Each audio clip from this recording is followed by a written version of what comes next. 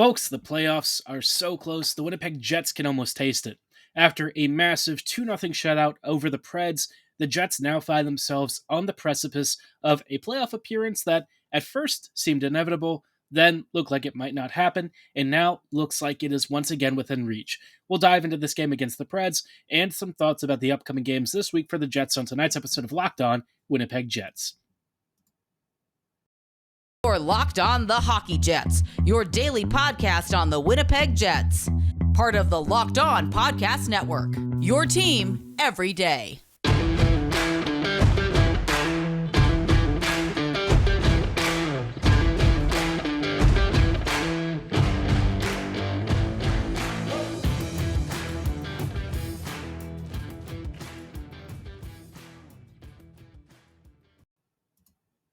Hello, friends, and welcome to tonight's episode of Locked On Winnipeg Jets, part of the Locked On Podcast Network, your team every day. I'm your host, Harrison Lee, an avid Winnipeg Jets fan and an online blogger. You can follow me on Twitter at HLLivingLoco and at LO_Winnipeg Jets. As always, thanks for making Locked On Jets your first listen of the day, every day. If you like what you're hearing, be sure to like, follow, and subscribe on your favorite podcasting platform of choice, including Apple, Spotify, Google, Megaphone, Odyssey, and YouTube. Doing so is completely free of charge and ensures you never miss another episode. But most of all, we just really love and appreciate your support. Now, like I said on tonight's episode, we're going to be getting into some fun stuff about the Jets playoffs, but before we go any further, just wanted to shout out a friend and partner at HelloFresh. Skip trips to the grocery store and count on HelloFresh to make home cooking easy, fun, and affordable. That's why it's America's #1 meal kit. Go to HelloFresh.com/NHL60 and use code NHL60 for 60% off plus free shipping. Now, like I said in the intro, obviously the Jets are in a bit of a playoff race, right? They are trying to hold on to the second wildcard spot, and you know what? After a massive 2-0 shutout over the Preds this weekend, it suddenly looks like Winnipeg is finally within striking distance of that playoff spot. That last little bit that has kind of been eluding them, well, it is finally within reach, and the Jets might be able to, take both hands and grab it if they don't screw up, right? So there are a number of different scenarios for the Jets to clinch a playoff spot. Calgary and Nashville do not control their own destinies. That is the first piece of good news. The second piece of good news is if the Jets want to have a no-drama, straightforward enough path to the playoffs, all they have to do is just about win 2 of their last 3 games, right?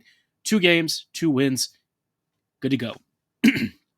Now, the problem with this, obviously, is that winning 2 of your last 3 when one of them is a back-to-back and 2 of those games are on the road against Colorado and Minnesota makes it a lot easier said than done. But if any team is capable of handling this and doing, whatever it takes to get the win, I'm hoping the Jets are. I'm not saying I believe that they will get 2 wins to make this easy, but certainly it would be nice because Nashville and Calgary will be playing this evening, so whoever emerges out of that one, the Jets are going to be monitoring closely. The Flames had a game this past weekend and ended up falling short in overtime, but still got 1 point. So things aren't quite comfortable yet. But thankfully, when it comes to the Flames at least, the Jets have a game in hand. So that is pretty darn handy. Now, as far as what it'll take for Winnipeg to actually get through these opponents and survive, it's going to be tough, right? Because Minnesota and Colorado are both 2 pretty strong teams. Minnesota recently has been a little bit more uneven, but still a dangerous opponent, and we all know that the Avs, banged up as they might have been this season, have a stellar offense, and we know, this is just not a team that you can sleep on. And even before those 2 teams, this evening the Jets have the San Jose Sharks, and we all know what happens when the Jets play the Sharks. It hasn't gone super well the past couple of outings. Not for lack of trying, that's for sure. I mean, Winnipeg pelted James Reimer constantly, but even still, Winnipeg just could not get it done. So before we even think about, the Central Division opponents, it would really, really, really be a bit of a godsend if the Jets can win this home game, the final home game of the regular season against San Jose. If they do, all you got to do is get 2 points out of the next 2 games. That's it. And, for a back-to-back, right, Minnesota might be a little bit easier than going across the country or tripping down further somewhere in the southern parts of the U.S. because it's right, it's a hop skip over the border. So, a relatively short distance, an area that the Jets are very comfortable with and certainly go to a lot. So, yeah, I am feeling reasonably optimistic about this week. I'm not going to say that I think it's a lock, but I do feel like the Jets, having beaten Nashville over the weekend, have put themselves in about as good a position as you can ask given what happened the last few months. Was it pretty? No. Was it perfect? Again, no. But at this point, all you want is for the Jets to make it and do whatever it takes to get the job done. I don't care how they get these wins. I don't care if it's ugly as sin and looks like the Jets just don't have it in them to even make it out of the first round. I just want them to make the dance, and the rest will follow, right? Get there, see what happens, and, we'll take each playoff game as it comes. At least the good news is Cole Perfetti, has been skating and seems like he's getting closer and closer to rejoining the team, which is great. Obviously, we've been out without him for a long time, and it's been noticeable. His lack of presence has been a huge gap in the top six, and it's just nice to have one of your star young players finally returning to the lineup with hopefully what will be a relatively clean bill of health. Now, speaking of the Jets and taking care of business, I want to dive into this game over the past weekend with Winnipeg versus Nashville, because you know what? Kind of a baller game in a couple of different ways. We'll dive into why in just a moment, but before we go any further, I do want to shout out our friends and partners at FanDuel. Grand slams, no-hitters, and double plays are back, and there's no better place to get in on the MLB action than with FanDuel, America's #1 sportsbook. Right now, new customers can step up to the plate with a no-sweat first bet of up to $1,000. Just go to FanDuel.com/lockedon to sign up, place your first bet, and get up to $1,000 back in bonus bets if you don't win. Obviously, for opening weekend, it's been a bit of a fun one, and, for me, I'm an Orioles fan, so first couple of games at home, not so great against the Yankees, but maybe I am interested in casting a bet on which pitchers for the Orioles are going to have a certain sub-4 ERA, which doesn't seem like many right now. Or maybe you want to cast a bet on which Blue Jays player is going to have 30-plus homers. No matter what you want to cast your bet on, you can also get an even bigger payout with their same-game parlay service. Don't miss your chance to get a no-sweat first bet of up to $1,000 when you join FanDuel today. Go to FanDuel.com/lockedon to sign up. FanDuel, official partner of Major League Baseball. Hello, friends, and welcome back to this episode of Locked On Winnipeg Jets, part of the Locked On Podcast Network, your team every day. We are talking, of course, about Winnipeg's run to the playoffs. It is in the final stretch of the marathon, been a long season. Winnipeg, can see the objective sitting right in front of it. Now it's just up to the team to reach out with both hands and grab onto it. But before then, of course, the Jets have a couple of opponents, and we just talked about a number of them: San Jose, Minnesota, Colorado. But you might be wondering, what happened over the weekend, right? Obviously, before the weekend, the Jets were kind of in perilous straits, having lost to the Calgary Flames, and suddenly, the game against the Nashville Predators became a massive must-win. In my opinion, both games were kind of must-wins, but if we're talking about a must-win, the Preds game was the more important of the two because, Nashville is a team that the Jets could, bury and essentially end their season with that victory. And you know what? Winnipeg not only took care of business against Nashville, they actually dominated. And this was a game where the Jets were a little bit unlucky in some areas. Winnipeg could have easily had, 4 or 5 goals. Mark Scheifele hit the post on a redirect on the power play. Nikolai Ehlers hit like 2 crossbars and a post or something. It was just a crazy game.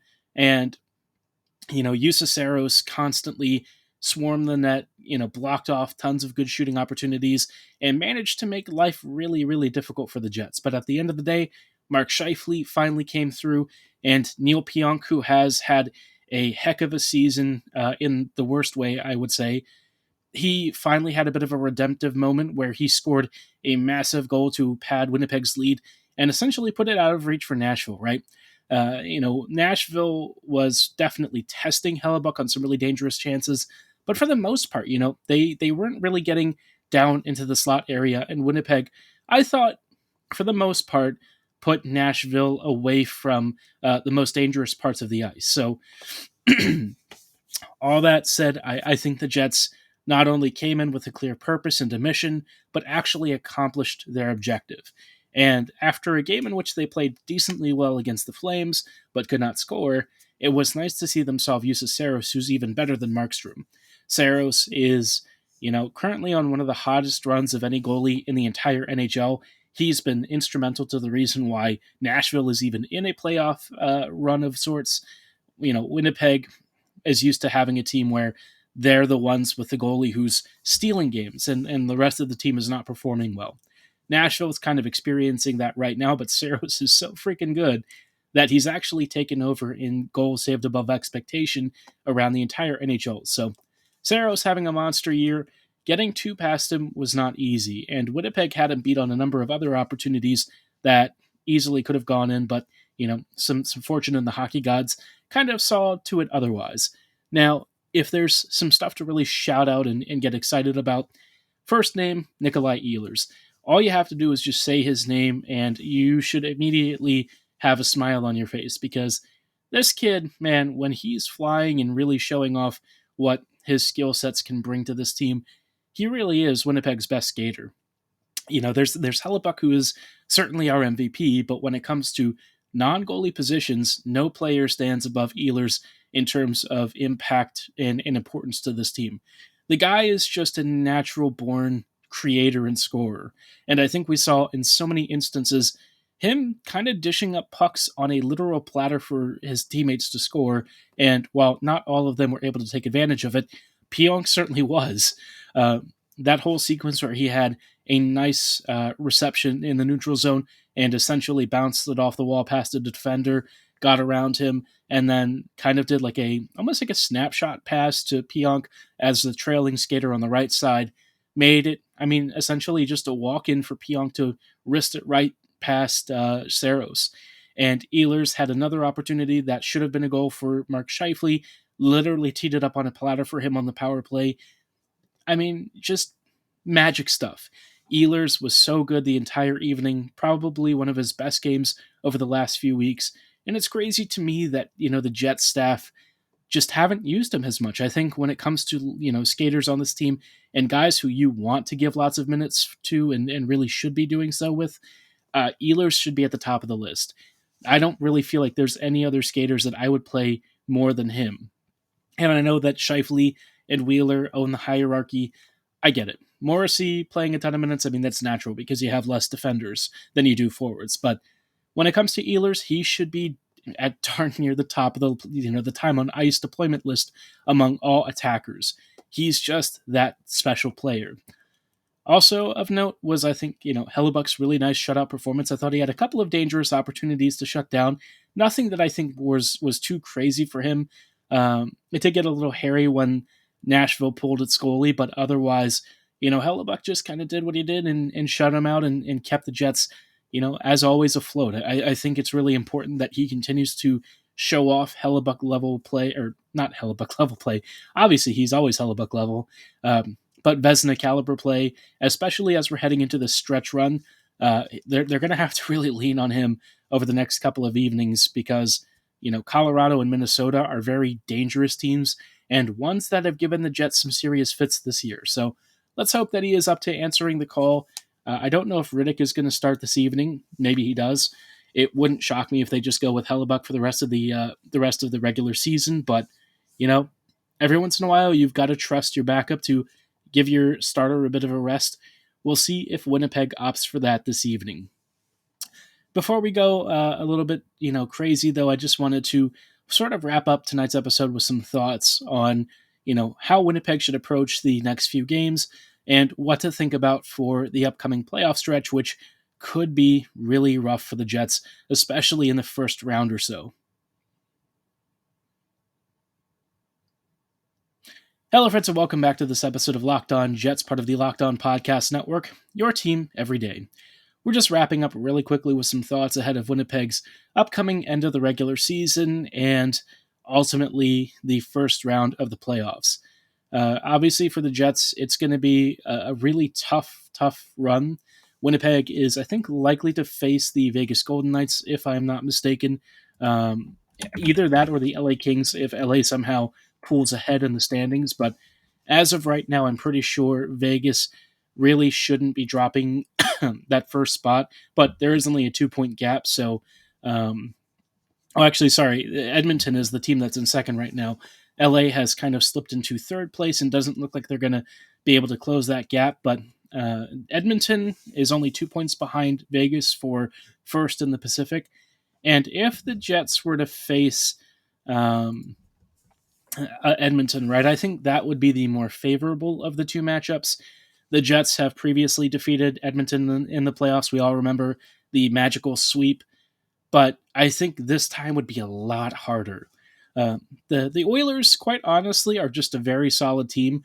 Where they're kind of weak right now is on the back end in terms of defensive coverages and in net. The goalie situation, especially, has been a continuous sore spot. And so for them, I think the Jets would essentially have to find a way to stay off the penalty kill. That is like Edmonton's most dangerous weapon. Obviously, McDavid at any situation is going to be a lethal threat no matter what, but keep them away from that power play. Ryan Nugent-Hopkins, Draisaitl, McDavid, Yamamoto, all of these guys are very skilled, very creative scorers, and Winnipeg just can't really afford to give them easy passes. But I mean, that's a winnable matchup in some ways, especially if Winnipeg's depth can essentially stay clear of reckless penalties and shut down the opposing bottom six. I would be a little bit concerned about facing Vegas in the first round. I think the Knights are a legitimately dangerous team, and while they might not be as good as they were in previous years, still a very fast, very lethal team, and we all know what happened the last time the Jets faced Vegas in the postseason. Didn't exactly end the way that I think we were all hoping. Heartbreaking, if anything, very frustrating, and ever since then, we've just kind of been living in the shadow of that season. But, hope springs eternal. Maybe this is the year that the Jets can kind of see them off and take advantage of the fact that, Marc-Andre Fleury is no longer in net. It's Jonathan Quick, I guess, who's been starting recently. And, Quick, as decent as some of his numbers recently may have, been for the Knights, we all know that at some point the real Jonathan Quick shows up. And there's a reason why he struggled to maintain the starter's role recently in LA. He's just not that great anymore. Several years ago, yeah, I would have been worried. But these days, not so much. Now, for the Jets, I think, obviously the next couple of days before they even make the playoffs, these are your most critical moments. This is a chance to close out the season and really give fans something to cheer about. I think Winnipeg this year, it's kind of been a strange season, right? The offseason, we were sort of anticipating some changes. They definitely arrived in a big way. Maurice goes, in steps Rick Bowness, and the first half of the year was great. I think a lot of us were very excited.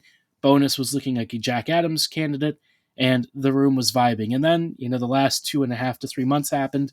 Suddenly, the wheels kind of came off.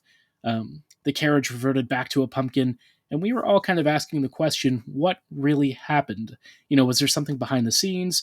Did the trade deadline really sour relations? I mean, some of this stuff was ongoing before the trade deadline even happened. So, yeah.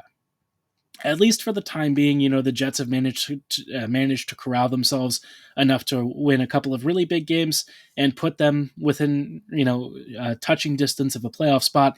They control their own destiny, and so all they really should be focused on is just getting these last couple of victories. It'd be great if they could win all 3 games, but as long as they win 2, that's all that really matters. And taking advantage of a weaker Sharks team that's just tanking for Bedard for the first game tonight would be very, very helpful.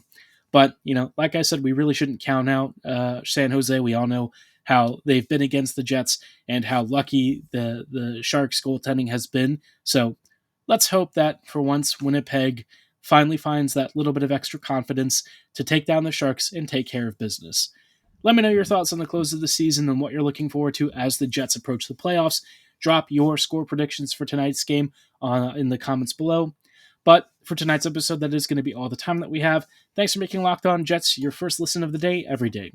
Make your second listen game-to-game NHL. Every moment, every top performance, every result, and news story, Locked On Game-to-Game provides you analysis that only Locked On can give you with our local experts. Follow Game-to-Game on Locked On NHL, available on the Odyssey app and YouTube, plus wherever you get your other favorite podcasts. As always, I am your host, Harrison Lee. Thanks for making us your first listen of the day. We will see you here tomorrow, and as always, go Jets go.